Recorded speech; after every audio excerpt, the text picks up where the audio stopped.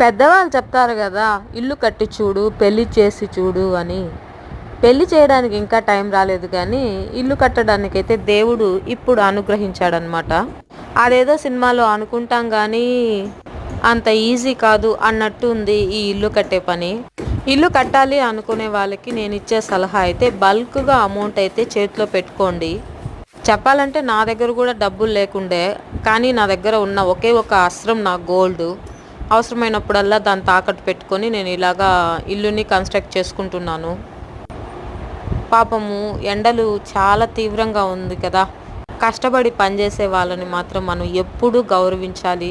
వాళ్ళకి కావాల్సినవన్నీ మనం సమకూర్చి ఇచ్చేసామంటే వాళ్ళు కూడా తొందరగా పని చేసుకొని ఎండ కంటే ముందు నేనైతే 2 గంటలకే వాళ్ళని ఇంటికి పంపించేస్తున్నాను. ఫుల్ డే మొత్తం కూలీ ఇచ్చి. ఇక పిల్లలు కాలేజ్‌కెళ్ళాలి, నేను ఆఫీస్‌కెళ్ళాలి కాబట్టి